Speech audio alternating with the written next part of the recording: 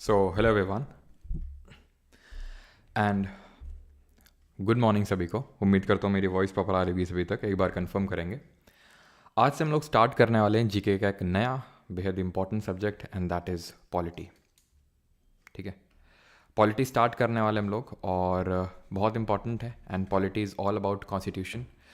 Constitution के बारे में पढ़ना होता है। कॉन्स्टिट्यूशन में जो चीज़ें लिखी हुई हैं उन्हें हमें पढ़ना होता है। अब देखो, कॉन्स्टिट्यूशन ही हम क्यों नहीं बोल देते कि हम कॉन्स्टिट्यूशन एक सब्जेक्ट है, बिकॉज हमें और भी कॉन्स्टिट्यूशन के अलावा भी कुछ चीज़ें पढ़नी पड़ती हैं पॉलिटी में। जैसे कि हम जब एंड पे आएंगे तो हमें फाइनेंस सॉरी हमें जैसे फॉर एग्जांपल नीति आयोग के बारे में पढ़ रहे हैं, हम एनएचआरसी के बारे में पढ़ रहे हैं, तो ये सब कॉन्स्टिट्यूशन में नहीं लिखी हुई चीज़ें, तो वो भी हमें पढ़नी पड़ती हैं, है ना। लेकिन मेजॉरिटी ऑफ जो हमारा पॉलिटी रहता है दैट इज़ कॉन्स्टिट्यूशन। तो आज के लेक्चर हम देखेंगे कॉन्स्टिट्यूशन बना कैसे, संविधान बना कैसे, उसका पूरा प्रोसेस क्या था। ठीक है,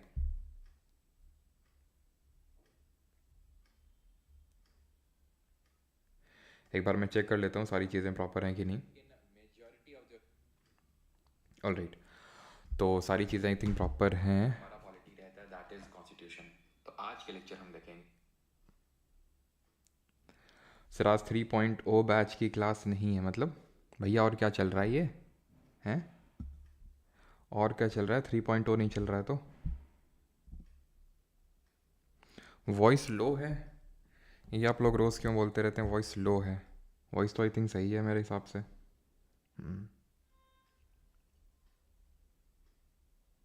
चलिए, तो स्टार्ट करते हैं आज का lecture and that is making of constitution. संविधान का निर्माण किस तरह से हुआ। सबसे पहले व्हाट इज़ कॉन्स्टिट्यूशन, संविधान होता क्या है। तो संविधान होता है it is a kind of set of rules, set of written rules, set of written rules accepted by all.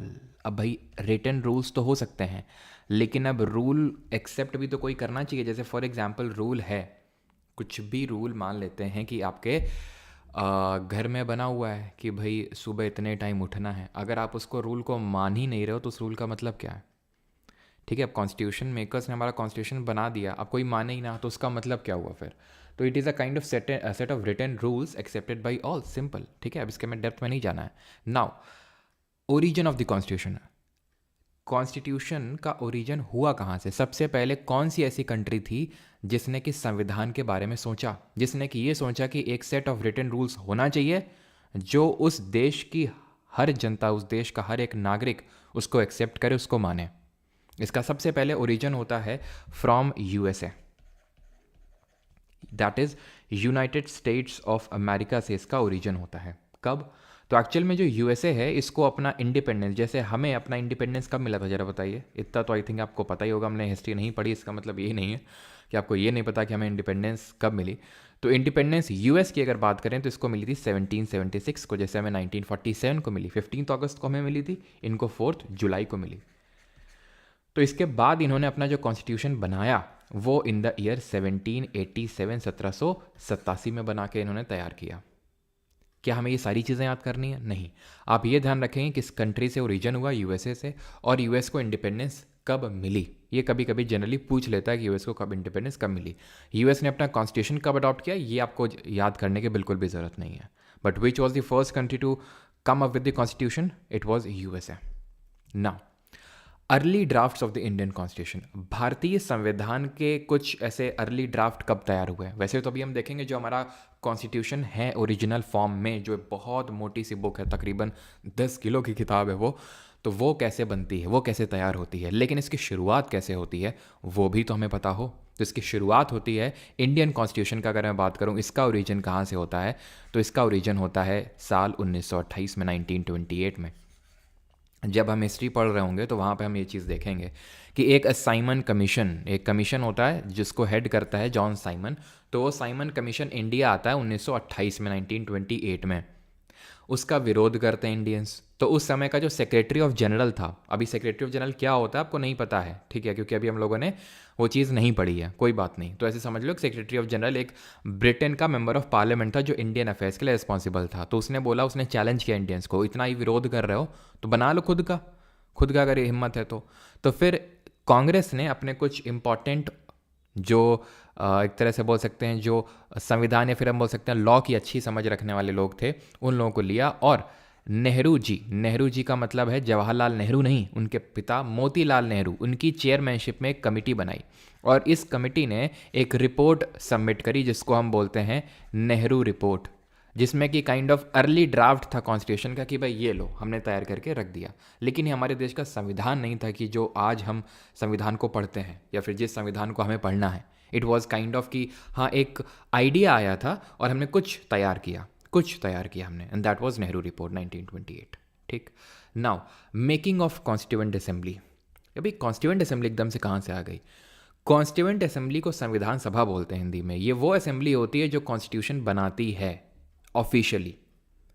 जो असेंबली कॉन्स्टिट्यूशन बनाती है उसको हम कॉन्स्टिट्यूएंट असेंबली बोलते हैं। संविधान सभा जिसने यूएस का कॉन्स्टिट्यूशन बनाया होगा, जिन लोगों ने, उस असेंबली को वहाँ की कॉन्स्टिट्यूएंट असेंबली बोला गया होगा। हम यहाँ पर बात करने वाले हैं इंडिया की जो कॉन्स्टिट्यूएंट असेंबली बनी वो कैसे बनती है, जिसने कि हमारा संविधान बनाया। तो इसकी अर्ली डिमांड तो हमने बहुत पहले से रखना स्टार्ट कर दिया था। सबसे पहले अगर हम बात करेंगे तो इट वाज द ईयर 1934, 1934, जहाँ पर एम.एन. रॉय, मनींद्र नाथ रॉय, जो कि CPI communist party of India के फाउंडर भी हैं, उन्होंने सबसे पहले ये कॉन्सेप्ट रखा। देन कांग्रेस ने भी इसकी डिमांड रखी 1935 में। कहीं कहीं पे कभी कभी, जैसे कि एसएससी की ही मैं बात करूं, तो क्वेश्चन पूछ लिया था कि कांग्रेस ने कब डिमांड रखी, और ऑप्शन में 1935 ना होके 1934 था। तो 1934 हमें मार्क करना है अगर 1935 ऑप्शन में नहीं होगा तो। क्लियर है कि एम.एन. रॉय ने कब डिमांड रखी और कांग्रेस ने ऑफिशियली कब डिमांड रखी। अब जब इसकी डिमांड रखी तो डिमांड मानी कब गई ब्रिटिशर्स के द्वारा? ऐसे तो मानेंगे नहीं, जब उन पर कुछ प्रेशर बिल्ड हुआ होगा तब माना होगा। जी हाँ, तो सेकेंड वर्ल्ड वॉर हो रहा था, दूसरा विश्व युद्ध हो रहा था। ये बात कब की है? ये बात है 1939, 1939 से लेकर सन 1945 तक की। ये वर्ल्ड वॉर 2 का टाइम पीरियड है। तो 1939 में जब वर्ल्ड वॉर शुरू हुआ तो इन अंग्रेजों ने क्या किया, बिना इंडिया के पूछे हुए ये बोल दिया कि वर्ल्ड वॉर 2 में इंडिया ब्रिटेन के साइड में है। इंडियंस ने बोला कहा भैया, कहाँ चल रहा है ये सब, मतलब हमसे पूछा भी नहीं और ज़बरदस्ती ही। तो फिर हमने और अपनी मांगें उग्र कर दी और हमने से मेरा मतलब है कांग्रेस ने क्या किया, जितनी भी मिनिस्ट्रीज थी उससे सबसे रिज़ाइन मार दिया उसने कि हमें नहीं रहना यहाँ पे। ठीक है, किस लिए रिज़ाइन मारा? इसी पर्टिकुलर चीज़ को प्रोटेस्ट करने के लिए कि हमसे बिना पूछे कैसे तुमने वो हमारा सपोर्ट वहाँ पे जाहिर कर दिया। तो इसलिए अब ब्रिटिशर्स को लेना था सपोर्ट इंडियंस का, तो इन्होंने अर्ली ऑफर्स मारे। सबसे पहला जो ऑफर मारा वो अगस्त के महीने में मारा, जिसको हम बोलते हैं अगस्त ऑफर। फेल हो गया। देन 1942 में फिर से एक ऑफर मारा। क्रिप्स मिशन एक था बंदा, एक कैबिनेट का एक बंदा था, वहाँ की जो सरकार थी, वहाँ की एक कैबिनेट जो थी, वहाँ का एक बंदा था क्रिप्स, काफ़ी पढ़ा लिखा था, स्टेफर्ड क्रिप्स। इसको भेजा गया। ये 1940 में, 1940 में, ये 1942 में। दोनों फेल हो गए। अब फेल होने के बाद क्या होता है वो हम हिस्ट्री में पढ़ेंगे, वो हिस्ट्री का कंपोनेंट है कि अगस्त ऑफर जब फेल हो गया तो इंडिविजुअल सत्याग्रह, व्यक्तिगत सत्याग्रह निकल के आता है यहाँ से। क्रिप्स मिशन जब फेल हुआ तो क्विट इंडिया मूवमेंट, भारत छोड़ो आंदोलन होता है, लेकिन वो हिस्ट्री का पार्ट है, पॉलिटी का पार्ट नहीं है। तो 1940 में अगस्त ऑफर आया, रिजेक्टेड। क्रिप्स मिशन 1942 में रिजेक्टेड। रीजन क्या था रिजेक्ट होने का? What was the reason of rejection? तो रीजन ऑफ रिजेक्शन ये था कि ये ब्रिटिशर्स ऑफर कर रहे थे डोमिनियन स्टेटस। क्योंकि ये क्या ऑफर कर रहे थे?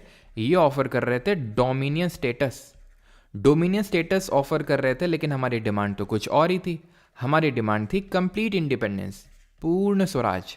हिस्ट्री जब हम पढ़ रहे होंगे तो वहाँ देखेंगे कि एक लाहौर का अधिवेशन हुआ था कांग्रेस का, वहाँ पे इन लोगों ने डिक्लेयर किया कि अब हमें डोमिनियन स्टेटस नहीं चाहिए, वो तो हम पहले मांग रहे थे, तब तो तुम दे नहीं रहे थे, तब तो तुम भाव खा रहे थे, अब हमें चाहिए पूर्ण स्वराज। और अब ये डोमिनियन स्टेटस दे रहे थे, तो इसलिए फेल हो रहे थे। अगस्त ऑफर, क्रिप्स मिशन, सब कुछ किया। एक वैवल प्लान भी लेके आए। एक क्या लेके आए? वैवल प्लान भी लेके आइए 1945 में, 1945, जो उस समय का वॉइस रॉय था, उस समय के जितने कांग्रेस और मुस्लिम लीग के इंपॉर्टेंट नेता थे सब जेल में थे, गांधी जी वगैरह सब जेल में थे। तो इन लोगों को जेल से छुड़ाया, शिमला में बुलाया। ठीक है, शिमला में आराम से ठंडक, आइए बोलते हैं ठंडक में ठंडक रखिए, और शिमला में हम मिलते हैं और डिस्कस करते हैं। कांग्रेस और मुस्लिम लीग के बीच में एक समझौता करवाना चाह रहे थे ये ब्रिटिशर्स, लेकिन हो नहीं पाया, फेल हो गया ये भी। अल्टीमेट जो ऑफर आया, अल्टीमेट इन द सेंस कि जिससे कि हमारी कॉन्स्टिट्यूएंट असेंबली बनकर तैयार हुई, that was cabinet mission plan. Cabinet mission plan क्यों बोलते हैं इसको कैबिनेट मिशन प्लान? क्योंकि ब्रिटेन की जो कैबिनेट थी उसके 3 इंपॉर्टेंट मेंबर्स को भेजा गया था ये प्लान लेकर। कब भेजा गया था? बना तो 1945 में था, 1945 में, लेकिन भेजा 1946 में गया था, इंडिया में आया था 1946 में। इसमें कौन कौन था? इसमें थे 3 लोग, ठीक है, इसमें थे 3 लोग। 3 लोग कौन थे? एक तो थे एवी अलेक्जेंडर, स्टेफोर्ड क्रिप्स जो कि पहले भी आ चुके थे, और तीसरे थे पैथिक लॉरेंस बिश्नोई। ठीक है, तो पैथिक लॉरेंस थे जो कि इसके चेयरमैन थे, ठीक है, तो इसके चेयरमैन थे।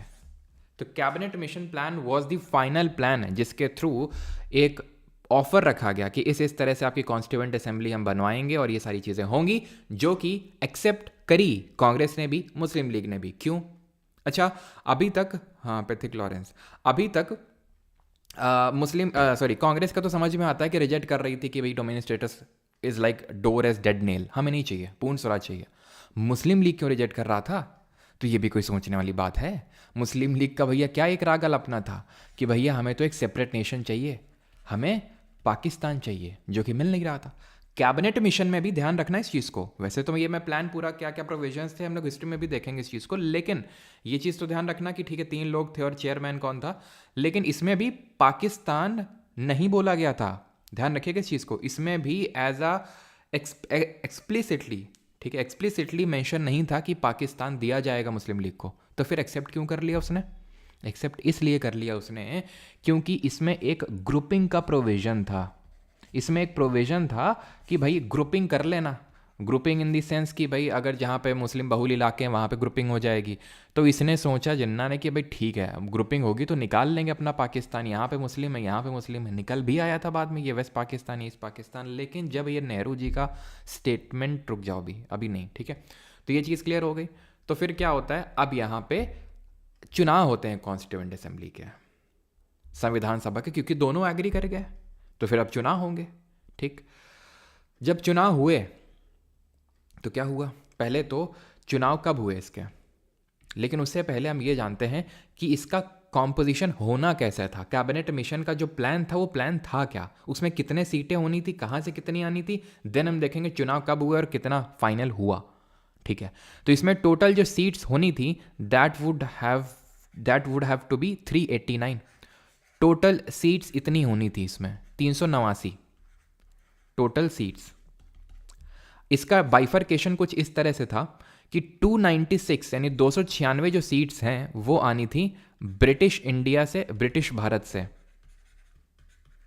और जो बाकी की 93 सीट्स हैं, 93 सीट्स, ये आनी थी प्रिंसली स्टेट से। समझे नहीं? हम समझाते हैं अभी तुमको, हम कोने में आओ तुम।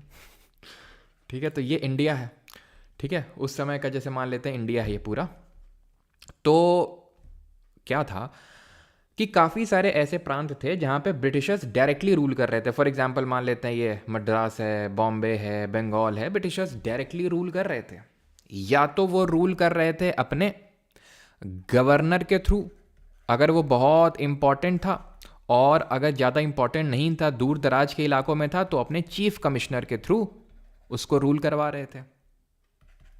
लेकिन जहाँ पे ब्रिटिशर्स डायरेक्टली रूल नहीं कर रहे थे, राज्य रजवाड़ों का रूल अभी भी था, उनसे वो हफ्ता वसूली करते थे, मतलब टैक्स लेते थे। वो टैक्स हंसी हंसी देते भी थे प्रिंसली से, क्योंकि पता है कि नहीं देंगे तो वे ब्रिटिशर्स इतने पावरफुल हो चुके हैं कि कोई वजूद ही नहीं रहने देंगे, वो कोई तरीका ही नहीं कि उनसे हम लड़ सकें। तो ऑब्वियस ये बात है, सिर झुका के आराम से रहो और टैक्स देते रहो।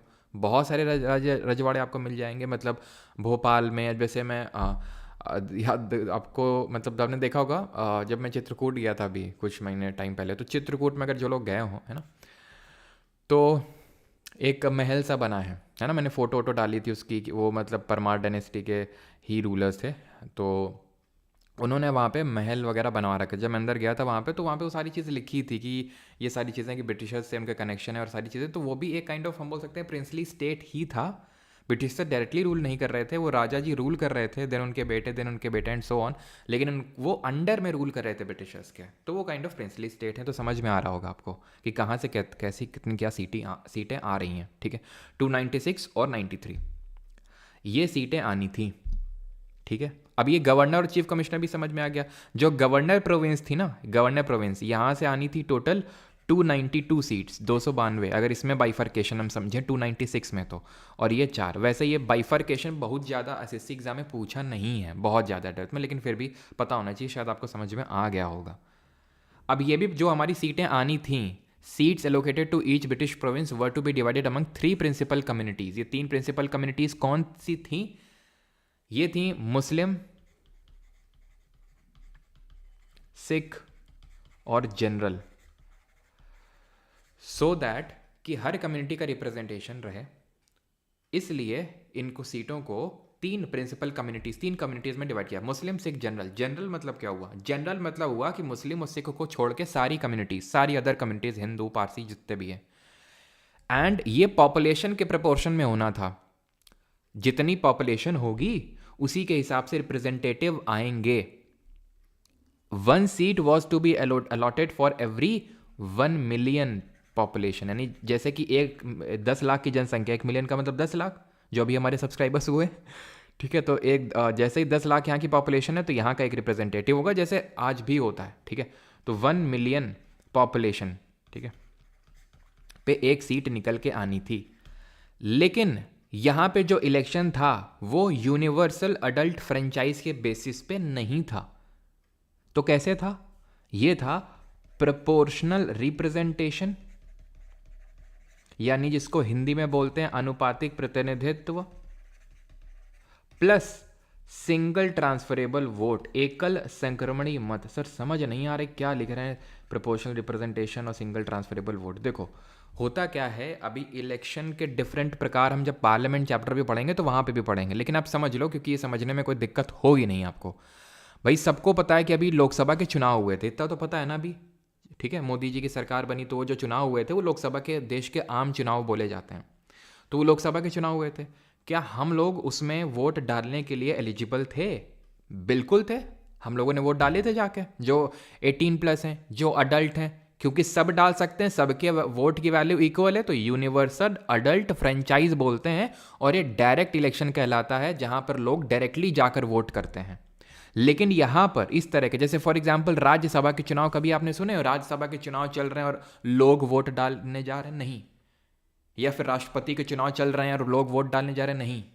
तो कौन डालता है इनके लिए चुनाव? अब वोट डालता है, कौन डालता है? तो जो हमारे द्वारा चुने गए प्रतिनिधित्व होते हैं। सर क्या पूरा पॉलिटी यही समझा देंगे? नहीं, पार्लियामेंट हम डिटेल में पढ़ेंगे कि भाई कौन कौन प्रेसिडेंट के इलेक्शन में वोट डालता है, कौन राज्यसभा के में डालता है, लेकिन अभी के लिए ऐसे समझ लो कि हम लोग नहीं डालते हैं, हमारे द्वारा जो चुने गए लोग हैं वो डालते हैं। दैट मीन्स कि ये काइंड ऑफ जो मेथड होता है इसको इनडायरेक्ट इलेक्शन बोलते हैं, अप्रत्यक्ष चुनाव बोलते हैं, जहाँ पे लोगों का डायरेक्ट पार्टिसिपेशन नहीं होता है वोटिंग में। तो यहाँ पर भी लोगों का डायरेक्ट पार्टिसिपेशन नहीं था। तो फिर कैसे था? यहाँ पे जो हमारी प्रोविंशियल असेंबलीज थी, जो हमारी, जैसे कि आज आप राज्यों में लेजिस्लेटिव असेंबली देखते हैं, विधानसभा, तो वैसे ही जो प्रोविंशियल असेंबलीज थी वहाँ के लोग, अब जो भी प्रोविंशियल असेंबलीज थी प्रोविंसेस में, तो वहाँ पर क्या है, वहाँ पर जो लोग बैठे हैं वो लोगों के द्वारा डायरेक्टली चुने गए हैं।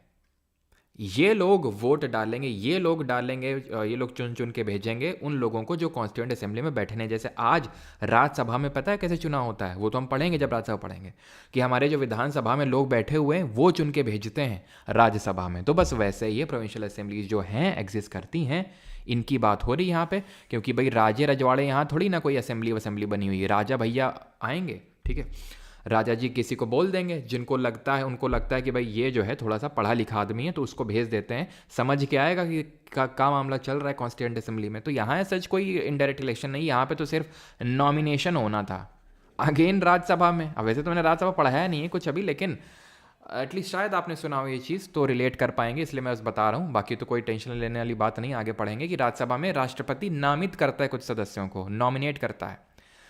तो यहाँ पे क्या हो रहा है, इलेक्शन भी हो रहा है और नॉमिनेशन भी हो रहा है। और इलेक्शन कैसा हो रहा है? इनडायरेक्ट इलेक्शन हो रहा है। तभी हम बोलते हैं कि हमारे देश के जो संविधान सभा थी, कॉन्स्टिट्यूएंट असेंबली थी, वो partly elected and partly nominated body थी, यानी कि आधे तरीके से इलेक्टेड थी, निर्वाचित थी, और कुछ उसमें मेंबर्स थे जो नॉमिनेटेड भी थे।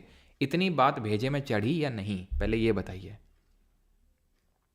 पहले इतनी बात बताइए कि भेजे में आपके चढ़ी या नहीं चढ़ी। परमार सर की शादी हो गई कल, रोशनी, अच्छा ये काफ़ी इम्पोर्टेंट बात है ना। यहाँ पे हम पढ़ा रहे हैं कॉन्स्टिट्यूशन और कमेंट सेक्शन में कुछ और ही चल रहा है। Sir what is the meaning of dominion status Anthony Stark.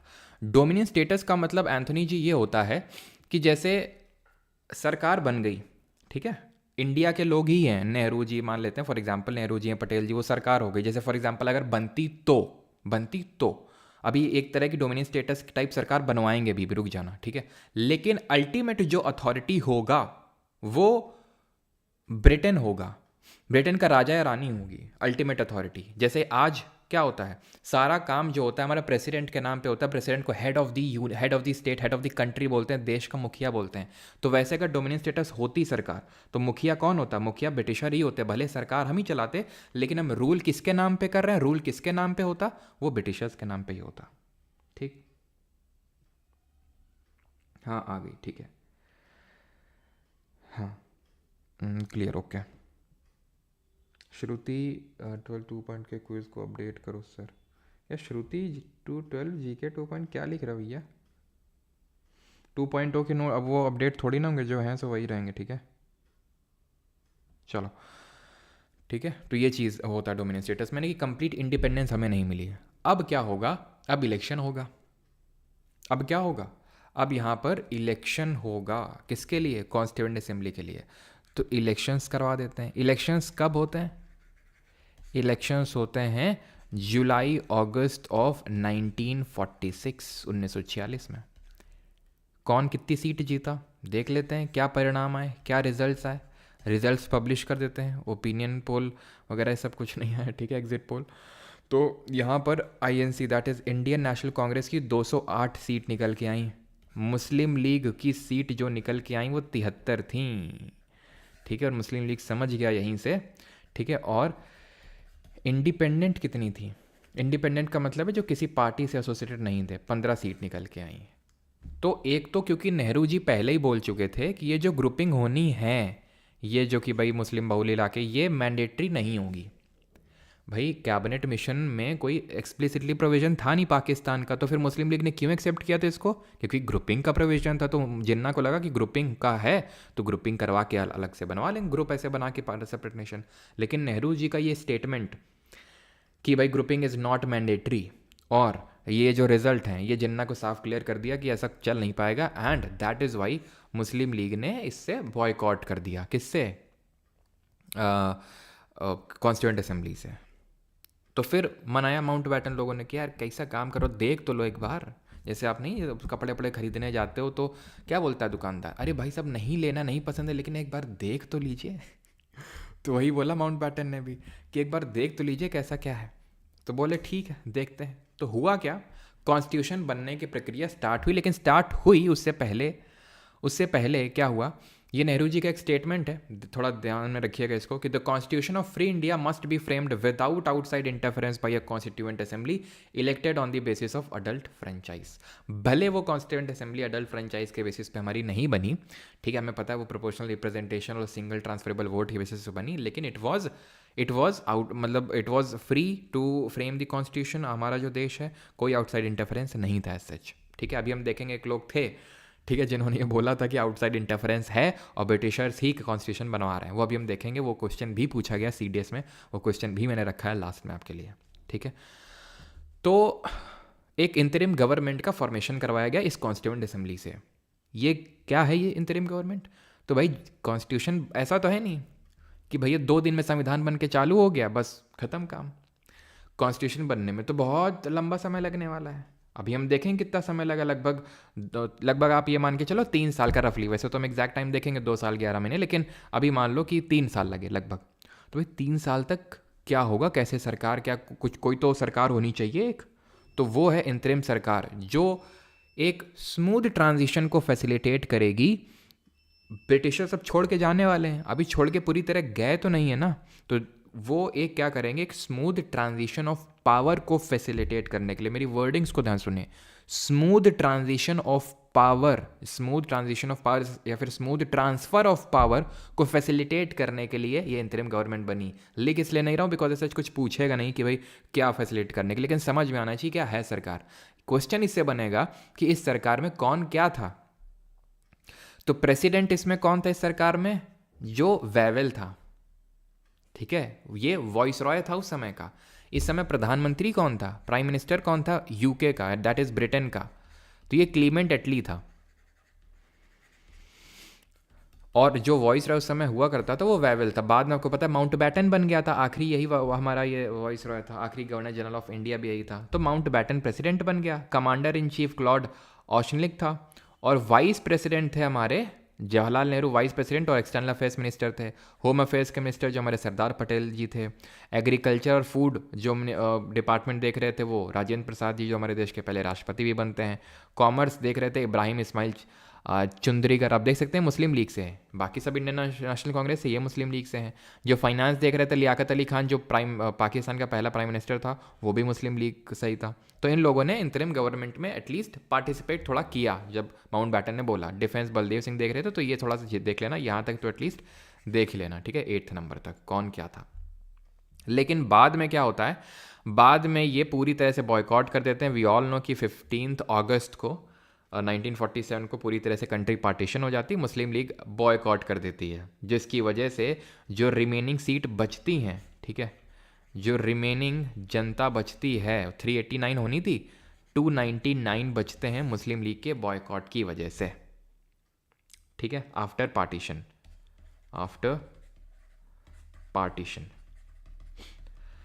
खैर, गंदगी गई, अब संविधान बनाना शुरू करते हैं, वर्किंग शुरू करवाते हैं कॉन्स्टिट्यूएंट असेंबली की। तो पहला सेशन कॉन्स्टिट्यूएंट असेंबली का कब होता है? तो पहला सेशन होता है 9 दिसंबर 1946 को। एकदम मस्त नहा धो के लोग मिलते हैं 9 दिसंबर 1946 को। अब अगर मिले हैं तो भाई पहले दिन है क्लास का, तो मॉनिटर भी तो चुनना होगा, तो मॉनिटर चुना गया। अब कौन कितना अच्छा है पढ़ाई में ये कैसे पता चलेगा? अभी तो कुछ हुए ही नहीं, अभी तो है ना एग्ज़ाम्स वगैरह। तो भाई जो सबसे बड़ा है उसी को बना देंगे, उसी को इंतरिम। इंतरिम का मतलब होता है शॉर्ट टर्म के लिए। यहाँ भी हमने इंतरिम गवर्नमेंट का मतलब क्या, शॉर्ट टर्म के लिए गवर्नमेंट है। देन हमारे उसके जब कॉन्स्टिट्यूशन बन जाता है तो चुनाव होते हैं, आम चुनाव होते हैं, और उसके हिसाब से सरकार बनती है फिर। तो जो इंतरिम प्रेसिडेंट हमारे बने वो बने थे डॉक्टर सच्चिदानंद सिन्हा जी, क्योंकि ये सबसे बड़े थे। ये फ्रेंच प्रैक्टिस को हमने अडॉप्ट किया था, फ्रांस में भी ऐसा ही होता है, जो सबसे बड़ा होता है उसी को बना देते हैं। परमानेंट कौन बने थे? तो परमानेंट बने थे राजेंद्र प्रसाद। लेकिन एक चीज़ को ध्यान में रखिएगा, एक चीज़ को ध्यान, और यहाँ पे वाइस प्रेसिडेंट भी मैं आपको लिखवा दूंगा कि वाइस प्रेसिडेंट कौन बने। तो वाइस प्रेसिडेंट भी ध्यान से थोड़ा सा देख लेना, उतना ज़्यादा तो इंपॉर्टेंट नहीं, लेकिन फिर भी पूछ लेता है। एच.सी. मुखर्जी और वी.टी. कृष्णमाचारी। अब मैं ध्यान से क्या सुनाना चाह रहा था आपको, कृष्णमाचारी, तो ध्यान से मैं आपको ये सुनाना चाह रहा था कि कॉन्स्टिट्यूएंट असेंबली हमारे देश की पहली पार्लियामेंट भी थी। पार्लियामेंट का काम क्या होता है? संसद का लॉ बनाने का, कानून बनाने का। तो इसलिए हम कॉन्स्टिट्यूएंट असेंबली को पहली पार्लियामेंट बोलते हैं, क्योंकि हमारी कॉन्स्टिट्यूएंट असेंबली ने लॉ भी बनाए। यानी इट ऑल्सो, यानी कि संविधान तो बनाया ही बनाया, जो इसका प्राइमरी फंक्शन था। इट ऑल्सो परफॉर्म्ड, या फिर it also functioned as a law making body, as a law making body. अब कानून जब बनाने के लिए बैठती थी तो उस केस में इसके जो प्रेसिडेंट होते थे, अध्यक्ष होते थे, वो राजेंद्र प्रसाद नहीं होते थे, वो होते थे गणेश वासुदेव मावलंकर, जो कि लोकसभा के पहले स्पीकर भी बनते हैं बाद में जाके। तो ध्यान रखना है, परमानेंट प्रेसिडेंट अगर इन जनरल पूछेगा तो राजेंद्र प्रसाद। अभी ये मत सोचना कि सर अगर उसने नहीं लिखा तो, भाई नहीं लिखा तो राजेंद्र प्रसाद ही आंसर होगा। वैसे तो अगर इनके बारे में पूछना चाहेगा तो प्रॉपरली मेंशन करेगा कि when it function as a law making body. तो इसीलिए ध्यान रखना, it is also called as the first parliament of our country. समझ आती है बात? ठीक है, अब वर्किंग शुरू करवाएं। पहला सेशन बैठ गए सभी लोग 9 दिसंबर 1946। कितने लोग आए थे? मस्त नहा धो के 211 लोगों ने अटेंड किया था। 211 मेंबर्स, 15 महिलाएं भी थी, अभी हम देखेंगे उनके बारे में भी। तो वर्किंग ऑफ कॉन्स्टिट्यूएंट असेंबली शुरू करवाते हैं। कितने टोटल सेशन होते हैं, कितने सेशन होते हैं, कितने सत्र बुलाए जाते हैं? तो ध्यान रखिएगा, टोटल 11 सेशंस होते हैं जो चलते हैं 165 दिन तक मतलब 165 डेज ये सेशंस को कंडक्ट किया जाता है। टोटल टाइम जो संविधान को बनने में लगा पूरा अगर हम बात करें तो that was sorry 2 years 11 months, यानी 2 साल 11 महीने और कहीं कहीं 17 देखने को मिलेगा, कहीं कहीं 18। ठीक है, 18 दिन। इतना स्पेसिफिक होकर नहीं पूछेगा कि एक ऑप्शन है 17 और एक ऑप्शन है 18। नंबर ऑफ फीमेल मेंबर्स थी 15। हुआ क्या, जब पहली मीटिंग हुई, ठीक है, 9 दिसंबर 1946 को, उसके तुरंत बाद ही हमारे जवाहरलाल नेहरू जी ने क्या किया, ऑब्जेक्टिव रेजोल्यूशन को प्रेजेंट कर दिया। ठीक है, कब? 13 दिसंबर 1946। इस दिन क्या किया, ऑब्जेक्टिव रेजोल्यूशन को, जिसको उद्देश्य प्रस्ताव बोलते हैं, उसको प्रेजेंट कर दिया। ठीक है, किसने? Presented at this date. ठीक है, बाय जवाहरलाल नेहरू। ये ध्यान रखना, बहुत इंपॉर्टेंट क्वेश्चन बनता है। ठीक है, कि किसने प्रेजेंट किया था? 13 दिसंबर 1946 को प्रेजेंट किया था। और हमारी कॉन्स्टिट्यूएंट असेंबली ने, यानी संविधान सभा ने इसको अडॉप्ट कब किया? अडॉप्टेड ऑन, तो ये भी ध्यान रखेंगे कि ये अडॉप्ट किया था हमारा 22 जनवरी 1947 को, 1947 को। था क्या ऑब्जेक्टिव रेजोल्यूशन, उद्देश्य प्रस्ताव? नेहरू जी ये लेके आए थे, उन्होंने बोला कि हम सभी लोग संविधान बनाने जा रहे हैं अभी, तो हमें पता होना चाहिए कि हमें किस दिशा में जाना है, हमारे अपने देश के संविधान को कैसा रखना है। हमारा देश रिपब्लिक है, सॉवरिन है, सेकुलर है, डेमोक्रेटिक है, ये सारी जो टर्म्स हैं वो इन्होंने ऑब्जेक्टिव रेजोल्यूशन में रखे कि हमारा देश किसी एक धर्म को मान्यता नहीं देता, सारे धर्मों को मान्यता देता है। सेकुलर वर्ड उन्होंने इसके लिए जोड़ा। हमारा देश इंडिपेंडेंट है, किसी के डिसीजंस पे बाउंडेड नहीं है, उसके लिए हमने सॉवरेन वर्ड को जोड़ा, जिनके सारे चीज़ों के जो मतलब है कल के लेक्चर में हम समझ रहे होंगे। ठीक है, कल हम ये सारी चीज़ें समझेंगे कि क्या है सारी चीज़ें। लेकिन अभी के लिए आपको ये चीज़ समझ में आई कि भाई ये ऑब्जेक्टिव रेजोल्यूशन का मतलब है कि वो सारी चीज़, मतलब एक तरह से वो सारी चीज़ें डाली इसमें नेहरू जी ने, जिनको सभी को पढ़ना था, एक बार देखना था कि हाँ ऐसा हमारे देश का संविधान हमें बनाना है। यही बाद में चल के प्रियम्बल का रूप लेता है, प्रस्तावना का रूप लेता है, बाद में जब हमारा संविधान बन जाता है तब उसके बाद। ठीक, क्लियर इतनी चीज़? ऑब्जेक्टिव रेजोल्यूशन क्या था। अब क्योंकि मैंने आपको बताया कितने सेशंस हुए, 11 सेशंस हुए, 165 दिन। अब इसमें से जो पहला सेशन है, जो कुछ इंपॉर्टेंट सेशन है उनके बारे में पूछ लेता है कि भाई ये सेशन कब हुआ। पहला वाला हो गया, दूसरा, 10वां, 11वां, ये। ठीक है, टोटल 11 सेशन हुए। तो पहला वाला ध्यान रखना है थोड़ा सा, 9 से लेके 23 दिसंबर 1946 तक होता है, 1946 तक। जो दूसरा वाला होता है वो 6 से लेकर 17 अक्टूबर 1949 1949 तक होता है। जो 10वां वाला होता है, सॉरी 1949, दूसरा वाला तो, एक सेकेंड, ये 10वां वाला होगा। ठीक है, 10वें वाले में लिखना है इसको, चल जा भाई। ठीक है, 10वें वाले में इसको लिखना। ये हुआ था आपका 6 से लेके 17 अक्टूबर 1949। और जो 11 सेशन हुआ था, ये हुआ था 14 से लेके 26 ऑफ नवंबर 1949। ठीक है, लास्ट सेशन हुआ था, लास्ट सिटिंग नहीं है, ध्यान रखना इसके बारे में। लास्ट सिटिंग का मतलब क्या हो जाएगा? लास्ट सिटिंग जो हुई थी वो अभी हम देखेंगे, वो एक्चुअल में 24 जनवरी 1950 को होती है। यहां तक किसी कोई डाउट तो नहीं? जल्दी से बताइए, किसी का यहां तक कोई डाउट जो अभी तक मैंने चीजें बताई?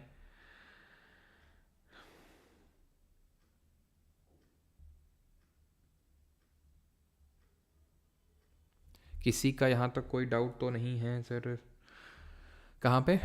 ऑब्जेक्टिव रेजोल्यूशन में बिल्कुल जवाहरलाल नेहरू ही होंगे। ठीक है, सरदार पटेल जी ने प्रेजेंट नहीं किया था, जवाहरलाल नेहरू ने प्रेजेंट किया था इसको। और अडॉप्ट कब हुआ था? 22 जन 1947 को। ठीक है, वो भी अभी देखेंगे किसने क्या। सेकंड आपका इसी के बाद ही होगा, 9 से 23 तक था, ये आपका जनवरी में होगा लगभग। ठीक है, जनवरी में आई थिंक 20 तक। ठीक है, 20 से लेके 25 जनवरी 1947 तक। ठीक है, वैसे तो पहला, 10वां और 11वां ही पूछता है, वो मैंने लिख दिया था यहाँ पर। ठीक है, लेकिन वो पहला, 10वां, 11वां ही ज़्यादातर पूछता है आपसे। क्लियर है? ओके।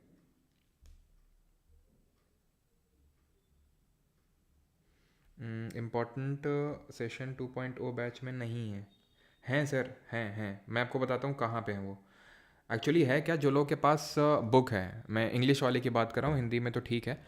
हिंदी वाली बुक में वो सेशन की जगह ड्राफ्ट लिख गया है, ये सेशन की जगह ड्राफ्ट लिख गया, तो उसको करेक्ट कर लेंगे एक बार, ठीक है। लास्ट सिटिंग 24 जन 1950 को हुई थी, वो भी मैं लिखवा दूंगा, या तो मैं चलो लिख ही देता हूँ यहाँ पे, ठीक है। मैंने इसलिए नहीं लिखा क्योंकि, चलो मैं लिख देता हूँ, लास्ट सिटिंग जो हुई थी वो 24 जन 1950 को हुई थी, ठीक। अब बढ़ते हैं आगे, ड्राफ्टिंग कमेटी पे आते हैं, मसौदा समिति। क्यों?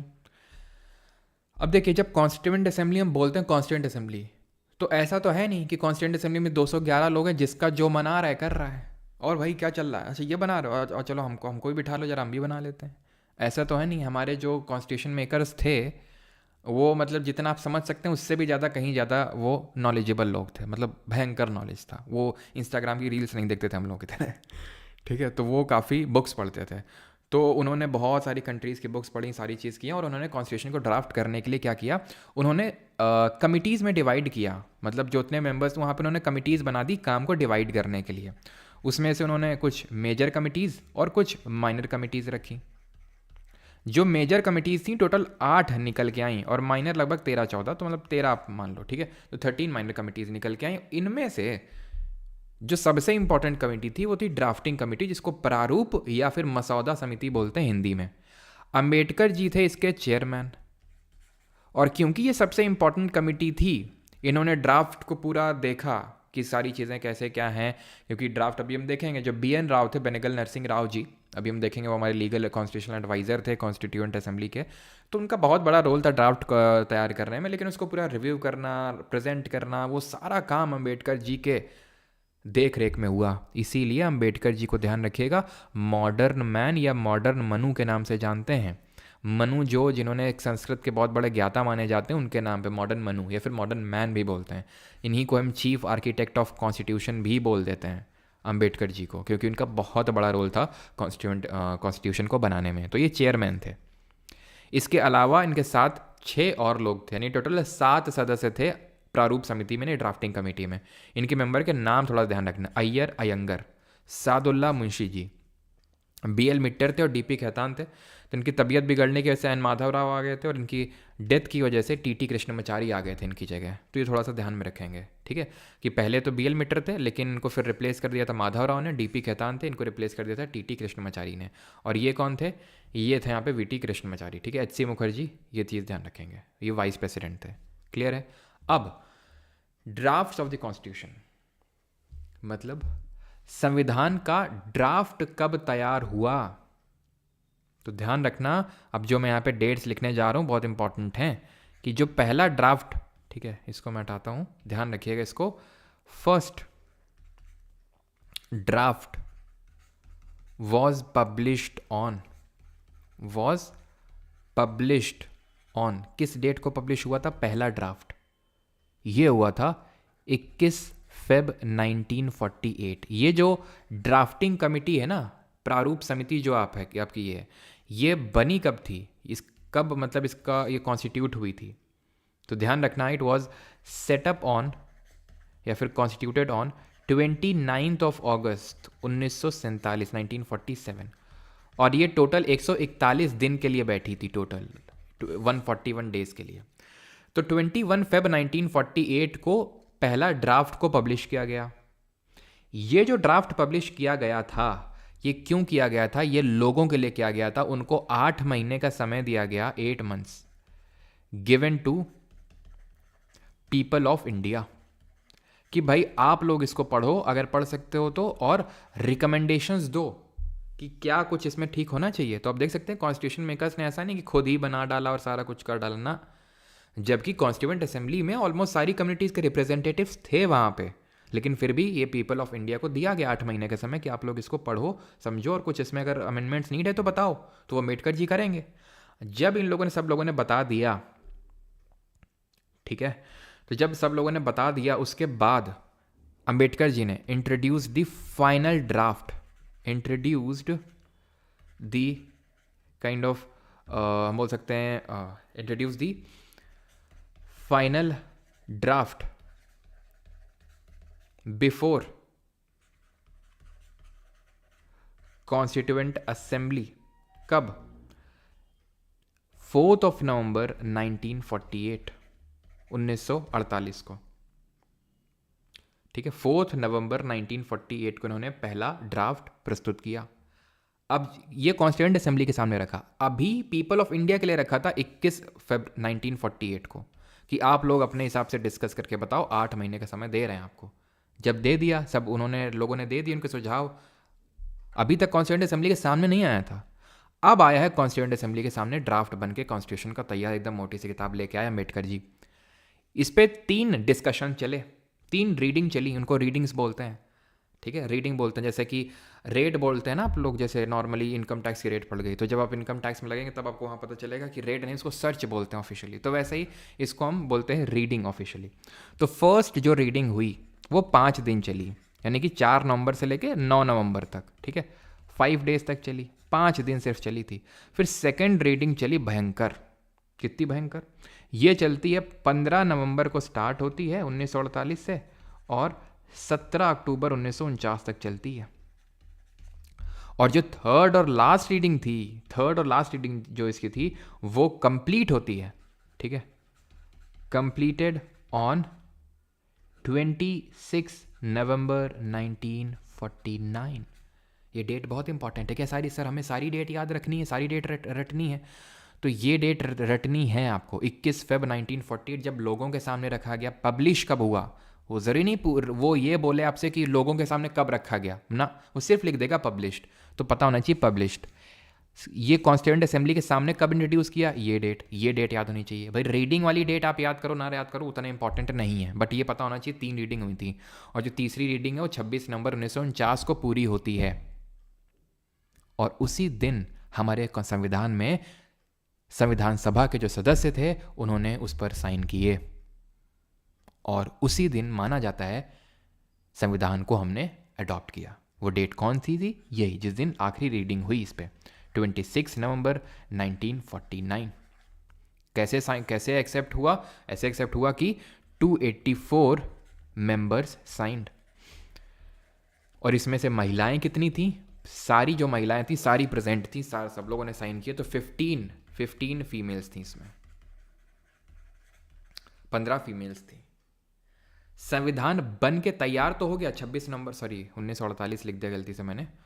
ठीक है, बन के तैयार तो हो गया, हमने अडॉप्ट तो कर लिया 26 नवंबर 1949 को, लेकिन एनफोर्स नहीं किया अभी तक, हम लोगों ने लागू नहीं किया। क्यों लागू नहीं किया? यही सवाल पूछा था कॉन्स्टिट्यूएंट असेंबली के मेंबर्स ने जवाहरलाल नेहरू से, जब उन्होंने मना कर दिया अभी कॉन्स्टिट्यूशन को एनफोर्स करने से। तो नेहरू जी का आंसर ये था कि हमने 26 जनवरी 1930 को अपना पहला इंडिपेंडेंस मनाया था, और ये डिक्लेयर किया था कि हमारा गोल पूर्ण स्वराज है, हमने पूर्ण स्वराज की मांग रखी थी, और पहला हमने इंडिपेंडेंस मनाया था इस दिन। इसलिए क्यों ना 26 जनवरी को ही हम इसको लागू कर दें, क्योंकि ज़्यादा समय तो बाकी है नहीं, 2 ही महीने का समय है। तो लोगों ने बोला ठीक है कर देते हैं, कोई दिक्कत नहीं है। तो संविधान जो लागू होता है वो 26 जनवरी 1950 को लागू होता है, लेकिन कुछ प्रोविजंस थे, कुछ ऐसे चीज़ें थीं जो तुरंत ही लागू हो गई थीं जिस दिन हमने अपने कॉन्स्टिट्यूशन को अडॉप्ट किया था, क्योंकि उनके बिना देश नहीं चल सकता था, क्योंकि वो बहुत ही इमरजेंसी सिचुएशन थी उन चीज़ों को इम्प्लीमेंट या फिर एनफोर्स करने के लिए। वो जो प्रोविजंस थे वो डील कर रहे थे या तो नागरिकता से, दैट इज सिटीजनशिप से, इलेक्शन से क्योंकि चुनाव होने थे, नागरिकता से को वाले के प्रोविजंस को क्यों तुरंत लागू करना पड़ा, क्योंकि आपको पता है कि कितना ज़्यादा पार्टीशन की वजह से इधर उधर हो रहा था, यहाँ पर भी, तो इसलिए सिटीजनशिप के प्रोविजंस को लागू करना तुरंत was the need of the hour. Elections होने थे, वो भी इंप्लीमेंट करना था, प्रोविजनल पार्लियामेंट बननी थी, उसके प्रोविजंस को लागू करना था। तो इसलिए इन मैटर्स से जो सभी संबंधित आर्टिकल्स थे, अनुच्छेद थे, उनको तुरंत क्या किया गया? उनको तुरंत एनफोर्स कर दिया गया।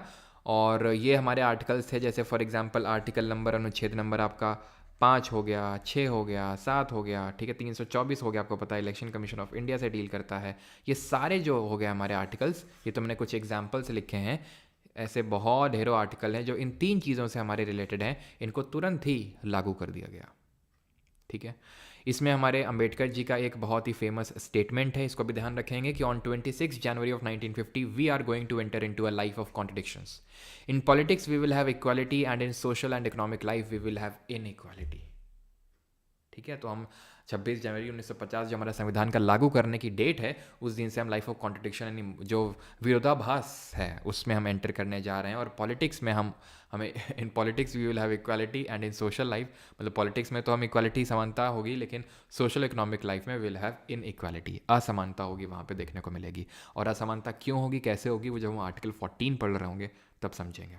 ठीक है, अदर फंक्शंस, पहले तो ये बताइए कि यहाँ तक किसी कोई डाउट, कुछ क्वेरी तो नहीं है। देन हम आगे बढ़ते हैं जो कि हमारा फाइनल ये रहने वाला है, and that is other functions, और बाकी क्या फंक्शंस परफॉर्म किए, इसके बाद हम क्वेश्चंस लगाएंगे इस पर्टिकुलर टॉपिक पे। किसी का कोई डाउट?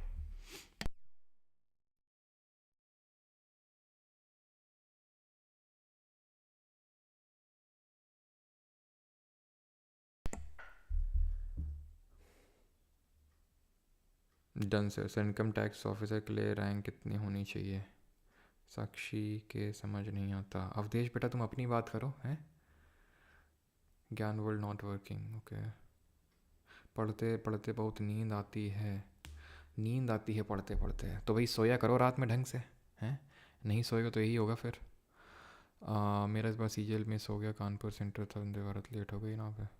सब करता हूँ तो चलो। क्या चल रहा है? एंड सो अगर साथ ना चलूँ तो? ऐसे साथ ना चलने वाला कोई ज़रूरत नहीं है व्योम अग्रवाल, लेकिन जो भी कर रहे हो उसको कंप्लीट करते चलो पीछे वाली चीज़ों को, no doubt. Okay. Ambedkar, B R Ambedkar तो मुंबई वाली सीट से चुनाव जीते थे ना सर। लाल मिश्रा लाल बहुत तेज हो रहे हैं, क्यों पता है तुम्हें?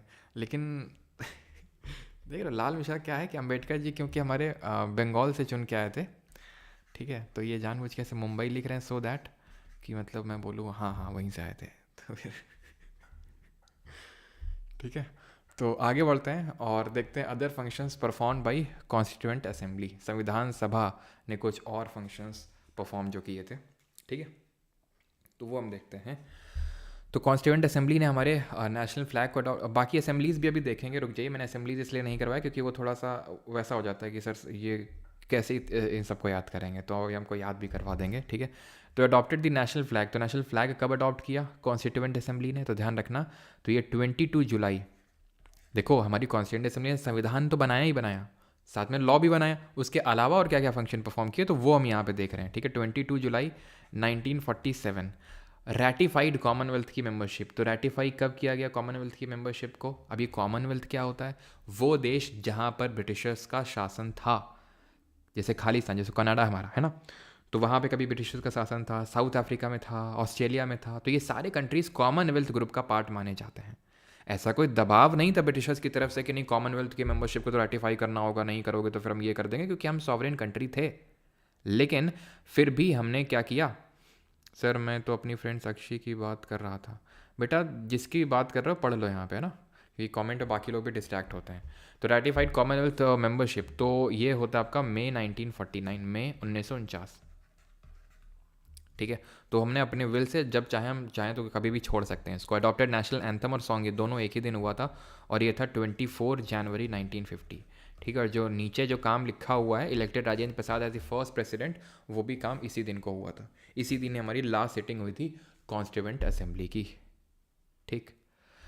जो हमारा संविधान, कुछ इंपॉर्टेंट पॉइंटर है, कुछ एक मैंने यहाँ पे लाइन ऐड करी थी, क्या गई कहाँ वो पे, वो एक लाइन चली गई जहाँ पे मैंने लिखा था जो हमारा संविधान जो बन के तैयार हुआ था उसमें कितनी क्या चीज़ें थी, ठीक है। तो ध्यान रखना जो हमारा संविधान बन के तैयार हुआ था, it had preamble, one preamble, एक प्रियम्बल था उसमें जो हमारा संविधान बन के तैयार हुआ तब, ठीक है, जब हमने अडॉप्ट किया अपने कॉन्स्टिट्यूशन को।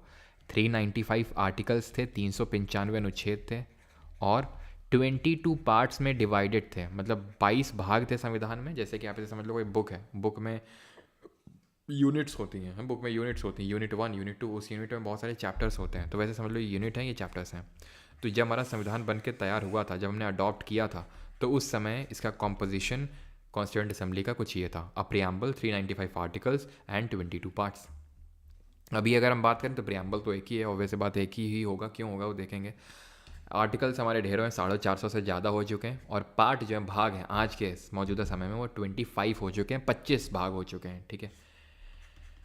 एट प्रेजेंट कितने हैं? एट प्रेजेंट है 25 पार्ट्स। शेड्यूल्स अगर पूछ ले तो 8 अनुसूचियां थी जब हमने अपने संविधान को अडॉप्ट किया। शेड्यूल्स क्या होते हैं अगेन कल के लेक्चर में देख रहे होंगे हम ये।